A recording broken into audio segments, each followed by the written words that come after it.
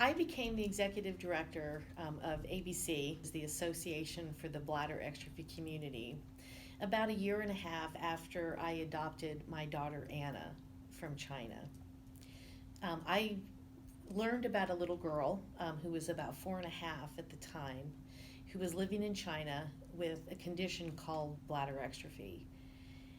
Now, I had never heard of bladder exstrophy, and during my research, I realized that there was a world renowned surgeon living in Seattle, Washington, who was able to help her. And so I reached out to him.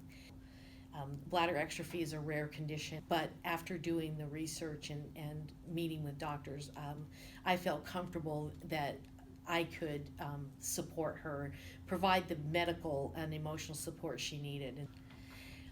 I was invited 5 years ago to go to India with Dr. Shukla's group, which is a collaboration of three U.S. hospitals to observe and see what our organization could do to be supportive of the families and the children there.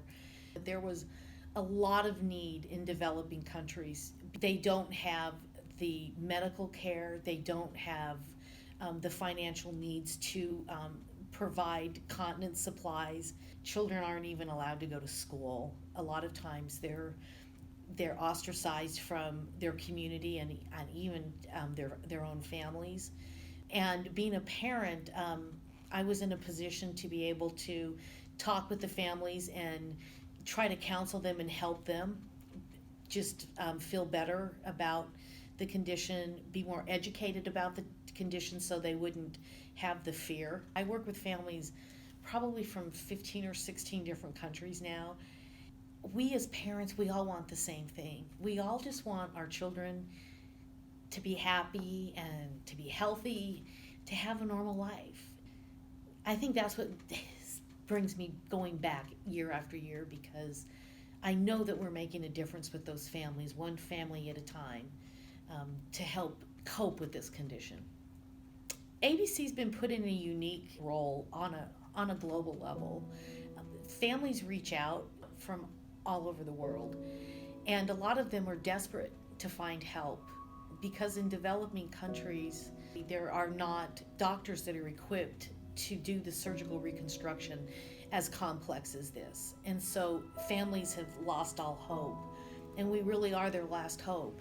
We help facilitate families finding the best surgeon. Sometimes that means bringing a family from Uganda to India during our yearly workshop so they can have the surgery with the visiting surgical expert team. Our concern was that once they've had the surgery, would they go back to their home country and not receive ongoing care? We as an organization will not only bring the family to the surgery, but will also bring their local doctor that will be caring for them. Now, this provides the doctor the opportunity to be trained by a surgical expert on the care of this child, and then they feel more confident when they go back to their home country that they can provide expert ongoing care for this family. I would say the most rewarding part for me is to go back and see families 1 and 2 and 3 years later, and to see how the children are thriving and how they're playing and how they're growing and how their self-esteem has come around, and how parents have lost the fear and the dread, and families they're bonding and they're leading more normal lives. And to me, the satisfaction is really seeing that smile on that child's face. They light up the room.